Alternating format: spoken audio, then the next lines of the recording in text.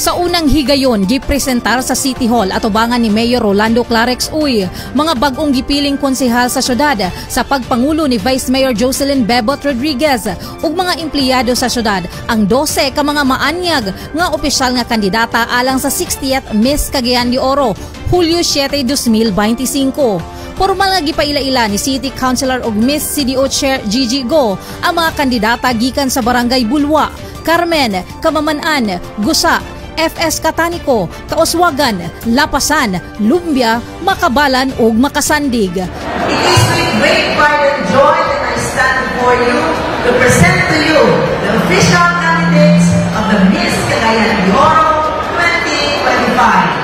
I am Gia Bella Joyce Aranas, Barangay Kauswagan. This is Prepsi Marata of the city, Barangay Carmen.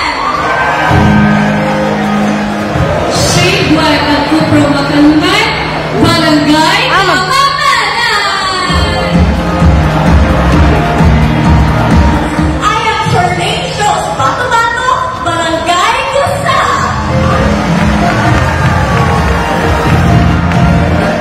This is Melody Mamlangit Mosterio, Barangay Lumbia. This is Christine Awayan Campion, representing Barangay Bulwa.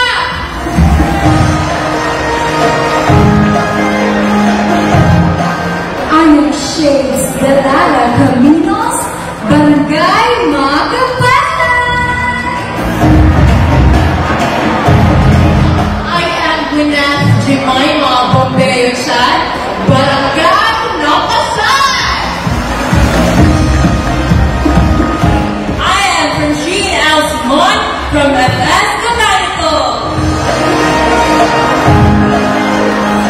My name is Regina Kakachi from Barangay Bulwa. My name is Francine Morshida Plata, representing Barangay Makasandig. I am Rian May Mubarakwalan, Barangay Kamamanan. Dumduman nga gipahigayon ang press and public presentation ni atong Hunyo 12 kung diin gipilian sa sakop sa prensa ang makaangkon sa titulong Darling of the Press. Masaksihan ang preliminary competition karong Agosto 2 samtang ang Coronation Night ipahigayon usab sa Agosto 23.